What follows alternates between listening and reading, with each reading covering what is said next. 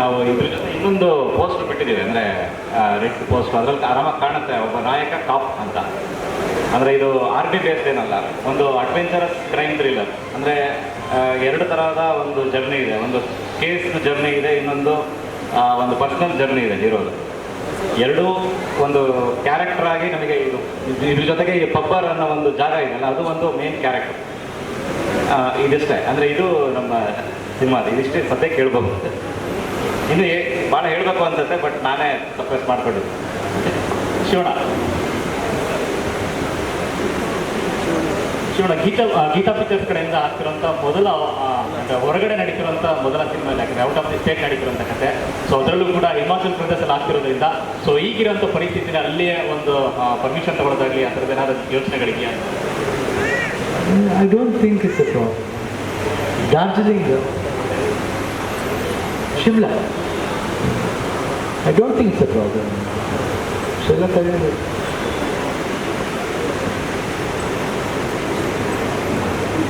ಧೀರೇನ್ ಅವ್ರಿಗೆ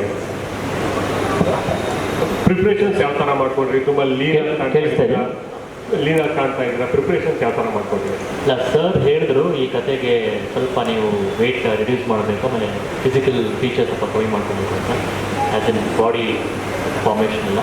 ಸೊ ಹಾಗಾಗಿ ಒಂದು 10 kg ಹಿಡಿಬೇಕಿತ್ತು. ಸೊ ಇಟ್ಕೊಂಡೆ. ಸೊ ಅದಕ್ಕೇನೇನು ಪ್ರಿಪೇರ್ ಆಗಬೇಕಿತ್ತು ಅದನ್ನ ಮಾಡಿಕೊಂಡು ನಮ್ಮ ಪ್ರವೀಣ್ ಸರ್ಗೆ ನಾನು ಥ್ಯಾಂಕ್ಸ್ ಹೇಳಬೇಕಾಗತ್ತೆ, ಜಿಮ್ ಸರ್ಗೆ. ಸೊ ಅವ್ರು ನನಗೆ ನೀಟಾಗಿ ಒಂದು ಡಯಟ್ ಮಾಡಿಕೊಟ್ಟು, ನನಗೆ ವರ್ಕೌಟ್ ಪ್ಲ್ಯಾನ್ ಕೊಟ್ಟು ಅದ್ರ ತಕ್ಷಣ ನಾನು ಮಾಡಿಕೊಂಡೆ.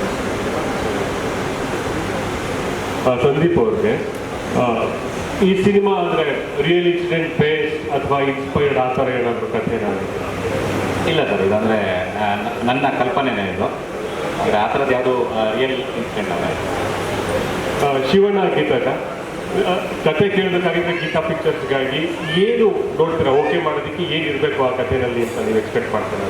ಏನೆಲ್ಲ ಅಂಶಗಳಿರಬೇಕು? ನಾನು ಯಾವ ಕಥೆನೂ ಇವತ್ತು ಕೇಳಿಲ್ಲ, ಅವ್ರದ್ದೂ ಕೂಡ ನಾನು ಕೇಳಿಲ್ಲ. ನನಗೆಲ್ಲ ಕಥೆನೂ ಅವರೇ ಹೇಳ್ತಾರೆ. So usually the decision comes from Shivanna ಹೇಳಿದ್ರು ಏನು ಐ ಥಿಂಕ್ ಒಂದು ಡಿಫ್ರೆಂಟಾಗಿ ನೋಡ್ತೀವಿ ನಾವು. ಒಂದು ಏನಂತೀವಿ ಸ್ಕ್ರೀನ್ ಪ್ಲೇ ಸ್ಟೈಲಿ ಏನು ಥರ ಮಾಡಬೇಕು, 2 ಥರ ವಿಧಾನ ಇದೆ. ಒಂದು ಕತೆ, ಒಂದು ಸ್ಕ್ರೀನ್ ಪ್ಲೇಲಿ ಕತೆ ಇದೆ. ಆ ರೀತಿ ನೋಡಿದಾಗ ಇದು 2 ಜೆಲ್ ಆಗುತ್ತೆ. ಕಥೆಯನ್ನು ತಗೊಂಡಾಗ ಅಷ್ಟು ಪಬ್ಬಾರ್ ವೆರಿ ಗುಡ್ ಆಗಿ. ಅಪಾರ್ಟ್ ಫ್ರಮ್ ದಟ್ ಪಬ್ಬಾರಕ್ಕಷ್ಟು ಗೊತ್ತಾಯ್ತು ಅದು ಒಂದು ಪಾತ್ರ ಅಂತ. ಒಂದು ವ್ಯಾಲಿ ಫ್ರಮ್ ಬ್ಯಾಂಗ್ಳೂರು, ಮೈಸೂರು, ಕೂರ್ಗ್ ಅಂತ ಅಲ್ಲೇ ನಿಮಗೆ travel travel is for what ಅನ್ನೋದಿದೆಯಲ್ಲ, ಆ ಕುತೂಹಲ ತುಂಬ ಚೆನ್ನಾಗಿದೆ. ಒಂದೇ ಕಡೆ ಸ್ಟೇಷನರಿ ಆಗ್ಬಿಟ್ರೆ ಏನಾಗುತ್ತೆ ಅಂದರೆ ಮಾಮೂಲಿ ಕತೆ ಆಗ್ಬಿಡುತ್ತೆ. ಅಗೇನ್ ಒಂದು ಕಾಪು, ಒಂದು ಡ್ರಗ್ ಇದು ಏನೋ ಇದಾಗುತ್ತೆ, ಇಲ್ಲ ಟ್ರಾಫಿಕಿಂಗು ಏನೋ ಒಂದು ಇದಿದೆ. ಬಟ್ ಇದರಲ್ಲಿ ಭಾಳ ಒಂದು ವಿಶೇಷತೆ ಮೂಡಿಸಂತ ಹೋಗ್ತೀನಿ ನಾನು. Thank you. ಸಂದೀಪ್ ಅವರು ಡೈರೆಕ್ಟರ್ ಶಾಕಾಹಾರಿ ಸಿನಿಮಾ ನೋಡಿದಾಗ ಅಂದರೆ ಗೆಳೆಯರ ಬಡಗನೆ ತೀರಾ ಕಷ್ಟಪಟ್ಟು ಮಾಡಿದಂಥ ಸಿನಿಮಾ, ಓಡಾಡ್ಕೊಂಡು ಇಳಿಸಿದಂಥ ಸಿನಿಮಾ. ಬಟ್ ಇನ್ನೊಂದು ವೇದಿಕೆ, ದೊಡ್ಡ ವೇದಿಕೆ ಸಿಗ್ತಾ ಇದೆ ಅಂತಂದರೆ ಅದು ಗೀತಾ ಪಿಕ್ಚರ್ಸ್ ಅಂತ ಬಂದಾಗ ಸೊ ಅವ್ರು ಕೊಟ್ಟಂಥ ಫ್ರೀಡಮ್ ವಿಚಾರ ಕೇಳಿದ್ದಾರೆ. ಯಾಕಂದರೆ ನೀವು 3 ಜನ ಕೂತಂಗೆ ಅನಿಸುತ್ತೆ, ಯಾಕಂದರೆ ದೊಡ್ಡ ಯಾವುದು ಪ್ರೊಡಕ್ಷನ್ ಹೌಸ್ DOP ಬೇರೆ ಮಾಡೋದು ಅಂತ ಯೋಚನೆ ಬರ್ತದೆ. ಬಟ್ ಅದೆಲ್ಲವೂ ಮೀರಿ ನಿಮ್ಮ ತಂಡಕ್ಕೆ ಅವಕಾಶ ಕೊಟ್ಟಿರುವಂಥದ್ದು, ಅಷ್ಟು ಫ್ರೀಡಮ್ ಗೀತಾ ಪಿಕ್ಚರ್ಸ್ ಕೊಟ್ಟಿರುವಂಥದ್ದು. ಅಲ್ಲ, ಈ ವಿಷಯಕ್ಕೆ ಹೇಳಬೇಕಂದ್ರೆ ಅಂದರೆ ಶಾಕಾಹಾರಿ ನೋಡಿನೇ ನನಗೆ ಈ ಥರದೊಂದು ಅವಕಾಶ ಸಿಕ್ಕಿರೋದ್ರಿಂದ ನಮಗೆ ಅದೇ ತಂಡ ಉಳಿಸ್ಕೊಳ್ಳೋದ್ರಲ್ಲಿ ನನಗೆ ತಪ್ಪಿಲ್ಲ ಅಂತ ಅನಿಸ್ತು. ಅದಕ್ಕೆ ನಾನು ಅದೇ ತಂಡ ಉಳಿಸ್ಕೊಂಡಿದ್ದು. ಮತ್ತು ಇಲ್ಲಿ ಅದೇ ಒಂದು ಈಗೇನು ಅಲ್ಲೂ ನಾವು ಮಿಸ್ಟ್ರಿ ಥ್ರಿಲ್ಲರ್ ಅಂತ ಮಾಡಿದ್ವಿ, ಇದು ಒಂದು ಕ್ರೈಮ್ ಥ್ರಿಲ್ಲರ್.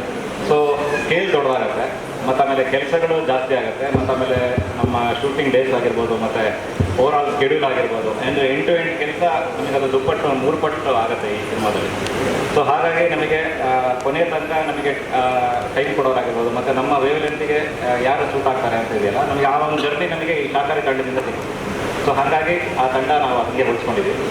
ಮತ್ತು ಇನ್ನೊಂದು ವಿಷಯ, ನಾನು ಮತ್ತು ನಮ್ಮ DOP ವಿಶ್ವಜಿತ್ ಇದೆಯಲ್ಲ, ಒಂದು 2014ರಿಂದ ಜೊತೆಗಿರೋದು. ನಮ್ಮಿಬ್ಬರದ ಮೊದಲನೇ ಸಿನಿಮಾ ಒಂದೇ, ಹಾಗಾಗಿ ಆ ತಂಡ ನಮ್ಮ ಕೊನೆ ತನಕ ಇರುತ್ತೆ. ಸೊ ಹಾಗಾಗಿ ಆಯ್ತು. ಶಿವಣ್ಣ ಸರಿ. Amrutha, hi, congratulations, thank you. And ನೀವೆಷ್ಟು ಎಕ್ಸೈಟ್ ಆಗಿದ್ದೀರಾ, ಹೇಗೆ ಪ್ರಿಪೇರ್ ಆಗಿದ್ದೀರಾ, ನಿಮ್ಮ ಪಾತ್ರದ ಬಗ್ಗೆ ತುಂಬಾ ಖುಷಿಯಾಗಿದೆ, ಆಲ್ರೆಡಿ ಹೇಳಿದ್ನಲ್ಲ. ಸೊ ಒಂದು ಕನಸು ನನಸಾಗಿದೆ ಅನ್ನೋ ಅನುಭವ. ಆ್ಯಂಡ್ ಕ್ಯಾರೆಕ್ಟರ್ ಪ್ರಿಪ್ರೇಷನ್ ಈಗ ಸ್ಟಾರ್ಟ್ ಆಗುತ್ತೆ. ಸೊ ಇದೊಂಥರ ಮೆಚ್ಯೂರ್ಡ್ ಒಂದು Ayurvedic doctor character, teacher teacher. Okay sir, Dheeran, ನಿಮ್ಮ ಪ್ರಿಪ್ರೇಷನ್ ಬಗ್ಗೆ ಏನು ಹೇಳ್ತೀರಾ? ಎಷ್ಟು ಪ್ರಿಪೇರ್ ಆಗಿದ್ದೀರಾ? ಇಲ್ಲ, ಅಮೃತ ಅವ್ರು ಹೇಳಿದಾಗೆ ಇನ್ಮೇಲೆ ವರ್ಕ್ಶಾಪನ್ನು ಸ್ಟಾರ್ಟ್ ಮಾಡ್ತಾರೆ ಸರ್. ಸೊ ಅಲ್ಲಿ ಒಂದು ಟೇಬಲ್ ಕೂತ್ಕೊಂಡು ಸ್ಕ್ರಿಪ್ಟ್ ರೀಡಿಂಗ್ ಇರ್ಬೋದು, ಸೊ ಹೇಗೆ ಮಾತಾಡೋಕ್ಕಾಗ್ತದೆ, ಸೊ ಎಲ್ಲ ಕ್ಯಾರೆಕ್ಟರ್ ಅನಾಲಿಸಿಸ್ ನಮಗೆ ಗೊತ್ತಾಗುತ್ತೆ ಹೇಗೆ ಅಂತ. ಅದು ಬಿಟ್ಟರೆ ಫಿಸಿಕಲ್ ಟ್ರಾನ್ಸ್ಫಾರ್ಮೇಷನ್ ಒಂದು ಆಗಿದೆ. ಸೊ ಜಿಮ್ಗೆ ಹೋಗೋದಿರ್ಬೋದು, ಇನ್ನೊಂದು ಬೇರೆ ಕಿಕ್ ಬಾಕ್ಸಿಂಗ್ ಎಲ್ಲ ಕ್ಲಾಸ್ಗಳು ನಡೀತಾ ಇದೆ. ಸೊ ಅದರಿಂದ ಒಂದು ವೆಯ್ಟ್ನ ಹಿಡಿದಿದ್ದೀನಿ, 10 kg ಇಸ್ಕೊಂಡಿದ್ದೀನಿ. ಸರ್ ಹೇಳಿದ್ರು ಹಿಡಿಬೇಕು ಅಂತ, ಹಾಗಾಗಿ ಇಸ್ಕೊಂಡಿದ್ದೆ. ಸೊ ಇದ್ರ ಜೊತೆ ವರ್ಕ್ಶಾಪ್ ಒಂದು ಸ್ಟಾರ್ಟ್ ಆದಾಗ ಸೊ ಹಾಗೆ ಏನೇನಾಗುತ್ತೆ ಓಕೆ, ಕತೆ ಫಸ್ಟ್ ನೀವು ಕೇಳಿದ್ರಾ? ಹಾಂ, ನಾನು ಮತ್ತು ಸರ್ಗೆ ನಾನು ಮೆಸೇಜ್ ಮಾಡಿದ್ದೆ, ಹಾಂ, ಸಂದೀಪ್ ಸರ್ಗೆ. ಆಮೇಲೆ ಆ ಮೆಸೇಜ್ ನೋಡ್ತಾರೋ ಇಲ್ವೋ ಸರ್, ನೋಡ್ತಾರಲ್ವೋ ಅಂತ ಒಂದು ಗೊತ್ತಾಗಲಿಲ್ಲ. ಆಮೇಲೆ ಬಿಟ್ಟು ಬೇರೆ ಕಡೆ ಹೋಗ್ಬಿಟ್ರೆ ಏನು ಕತೆ. ಆಮೇಲೆ ನಾನು ರಘು ಸರ್ ಹತ್ರ ನಂಬರ್ ಇಸ್ಕೊಂಡು ಫೋನ್ ಮಾಡಿ ಸರ್ಗೆ, ಸರ್ ಡೈರೆಕ್ಟಾಗಿ ನಾನು ಹೇಳ್ಬಿಟ್ಟು ನಿಮ್ಮನ್ನ ಭೇಟಿ ಮಾಡ್ಬೋದು ಸರ್ ಹಿಂಗೆ. ಈಗ ಮನೆ ಅಂದಮೇಲೆ ಅಮ್ಮ ಅಪ್ಪಾಜಿ ಇಬ್ರು ನಿಮಗೆ ತುಂಬ ಹತ್ರ, ಓಕೆ. ಬಟ್ ಆ ಕತೆನ ಒಪ್ಪಿಸ್ಬೇಕಾದ್ರೆ ಎಷ್ಟು ಕಷ್ಟ ಆಯಿತು? ಅಂದರೆ ಕ್ಲಾಸ್ಗಿಂತ ಬಂದಾಗ ಓಕೆ ಒಪ್ಪಿಸ್ಬಿಡೋಣ ಅನ್ನೋ ಕಾನ್ಫಿಡೆನ್ಸ್ ಇತ್ತ, ಅಥವಾ ಜವಾಬ್ದಾರಿಯಿಂದ ತುಂಬ ಹೆದರಿಕೆಯಿಂದ ಅವ್ರನ್ನ ಅಪ್ರೋಚ್ ಮಾಡಿದ್ರೆ ಹೇಗಿತ್ತು ಆ ಮೂಮೆಂಟ್? ಇಲ್ಲ, ಕೆಲಸ ಮಾಡಬೇಕು ಅನ್ನೋ ಆಸೆ ಇತ್ತು. ಸೊ ಒಂದು ಹಸ್ವಿತ್ತು ಒಳಗಡೆ. ಸೊ ಹಾಗಾಗಿ ಅದರಿಂದ ಹೋಗ್ಬಿಟ್ಟು ಡೈರೆಕ್ಟರ್ ಸರ್ಗೆ ಹೇಳಿದ್ಮೇಲೆ ನನ್ನ ಮಮ್ಮಿಗೆ ಒಂದು ಮಾತು ಹೇಳಿ, ಆಂಟಿ ಮಾಮನಿಗೆ ಹೋಗ್ಬಿಟ್ಟು ಕತೆ ಹೇಳಿ, ಅವರಾದ್ಮೇಲೆ ಅದನ್ನ ಮಾಮ ಆಂಟಿ ಹೇಳಿದಾಗೆ ಅವ್ರಿಗೆ ಅದನ್ನೆಲ್ಲ ಒಂದು ಮಾಡಬೇಕು ಅಂತ ಅನಿಸಿ ಆಮೇಲೆ ಈ ಪ್ರೋಸೆಸ್ ಎಲ್ಲ ಆಗಿದೆ. ಆಕ್ಚುಲಿ ಶಿವ ಸರ್ ಮತ್ತೆ ಗೀತಮ್ಮ ಇಬ್ರು ಗ್ರೀನ್ ಕಲರ್ದು ಡ್ರೆಸ್ ಹಾಕೊಂಡ್ಬಂದು ಟಾಪ್ ಟು ಬಾಟಮ್ ಅವರು ಓಕೆ ಕೊಡ್ತಾ ಇದ್ದಾರೆ, ಗ್ರೀನ್ ಸಿಗ್ನಲ್ ಕೊಡ್ತಾ ಇದ್ದಾರೆ, ಸಿನಿಮಾ ಸೂಪರ್ ಡೂಪರ್ ಹಿಟ್ ಆಗಲಿ ಅಂತ. ನಿಮ್ಮ ಬಾಯಿಗೆ ಹಂಗೆ ಆಗ್ಬಿಟ್ಟು ನಾವು ಫಾರ್ಮ್ನ ಯೂಸ್ ಮಾಡ್ತೀವಿ, ಗೋ ಗ್ರೀನ್ ಅಂತ. ಹೌದು, ಅವರು ಒಂಥರ ಅನ್ನಪೂರ್ಣೇಶ್ವರಿ ಇದ್ದಂಗೆ ಸರ್. ಅವರು ಬರೀ ಸಿನಿಮಾನಲ್ಲಿ ಸಪೋರ್ಟ್ ಮಾಡೋದು ಒಂದೇ ಇಲ್ಲ, ಪ್ರತಿಯೊಬ್ಬರು ಹೊಟ್ಟೆ ತುಂಬಿಸ್ತಾ ಇದ್ದಾರೆ. ಸೊ ಅವ್ರಿಗೆ ನಾವೆಷ್ಟು ಚಿರಋಣಿಯಾಗಿರ್ಬೇಕು. ಆ್ಯಕ್ಚುಲಿ ಎಲ್ಲ ಇಡೀ ಚಿತ್ರರಂಗಕ್ಕೆ ಪಾರ್ವತಮ್ಮ ರಾಜ್ಕುಮಾರ್ ಅವರ ಒಂದು ಮುಂದುವರಿದ ಭಾಗ ಅಂತ ಅನ್ನಿಸ್ತಾ ಇದೆ ನನಗೆ. Thank you. So all the best. And ಡೈರೆಕ್ಟ್ರಿಗೆ ಶಾಕಾಹಾರಿ ಸಿನಿಮಾ ಬಗ್ಗೆ ಒಂದು ತುಂಬ ದೊಡ್ಡ ಭರವಸೆನ ಮೂಡಿಸಿದ್ರಿ ನೀವು ಆ ಸಿನಿಮಾ ಮೂಲಕ. ಬಟ್ ಆ ಜೋನರ್ ತುಂಬಾ ವೈವಿಧ್ಯಮಯವಾಗಿತ್ತು ಕೂಡ. ರಂಗಾಯಣ ರಘು ಸರ್ನ ನೀವು ತೋರಿಸಿದ ಅದ್ಭುತವಾದ ರೀತಿ ನಿಜಕ್ಕೂ ಶ್ಲಾಘನೀಯ. ಬಟ್ ಇವತ್ತು ಧೀರೇನ್ ಅವ್ರನ್ನ ಹೆಂಗೆ ನೋಡ್ಬೋದು ನಾವು ನೆಕ್ಸ್ಟ್ ಅಂತ ನನಗೊಂದು ಕುತೂಹಲ ಇದೆ. ನೀವು ಕತೆ ಬಿಟ್ಕೊಡಲ್ಲ ಗೊತ್ತು, ಬಟ್ ಸ್ಟಿಲ್ ಅವ್ರದ್ದೊಂದು ಪಾತ್ರದ ಬಗ್ಗೆ ಒಂದು ಔಟ್ಲೈನ್ ಹೇಳ್ಬೋದು ಅಂತ ನಂಗೆ ಅನಿಸ್ತಾ ಇದೆ. ನೀವು ತುಂಬ ಇಟ್ಕೊಂಡಿದ್ದೀರ ಕತೆ ಹೇಳ್ಬೇಡಿ, ಬಟ್ ಅವ್ರದ್ದೊಂದು ಕ್ಯಾರೆಕ್ಟರ್ ಬಗ್ಗೆ ಒಂದು ಔಟ್ಲೈನ್ ಹೇಳಿ. ಇಲ್ಲ, ಆಗಲೇ ಹೇಳಿದಾಗ ಇನ್ನೊಂದು ನಾವು ಪೋಸ್ಟ್ ಬಿಟ್ಟಿದ್ವಿ, ಅದರಲ್ಲಿ ಗೊತ್ತಾಗುತ್ತೆ ಅವರೊಬ್ಬರು ಕಾಪ್ ಅಂತ. ಸಿನಿಮಾದಲ್ಲಿ ಒಬ್ಬರು ಕಾಪ್ ಅಂದರೆ ಒಂದು ಗಟ್ಟಿ ಕತೆಗೆ ಒಂದು ಸ್ಟ್ರಾಂಗ್ ಕ್ಯಾರೆಕ್ಟರ್ ಆಗಿ ಥ್ರೂಔಟ್ ಧೀರೇನ್ ಅವ್ರು ಕಾಣಿಸ್ಕೊಂತಾರೆ ಸಿನಿಮಾದಲ್ಲಿ.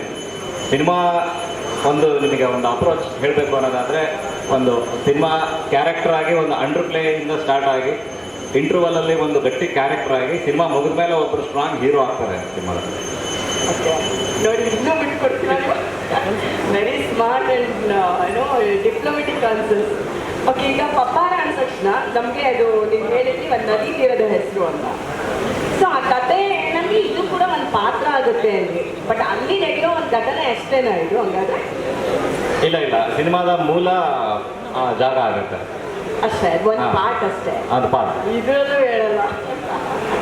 ಇಲ್ಲ, ಇದು ಥ್ರಿಲ್ಲರ್ ಸಿನಿಮಾ ಆಗಿರೋದ್ರಿಂದ ಒಂದೊಂದು ಅಂಶನೂ ನಿಮಗೆ ಸಿನಿಮಾಗೆ ಏನೋ ಒಂದು ಕತೆ ಬಿಟ್ಕೊಟ್ಟಂಗೆ ಆಗುತ್ತೆ. ಹಾಗಾಗಿ ನಾವು ತುಂಬ ಕೂಲಂಕುಷವಾಗಿ ಯೋಚನೆ ಮಾಡಿ ಮಾತಾಡ್ತಾ ಇದ್ದೀವಿ ಅಲ್ವಾ? ಓಕೆ, ಪರವಾಗಿಲ್ಲ. All the best. Thank you sir. Thank you so much ಮತ್ತೊಮ್ಮೆ.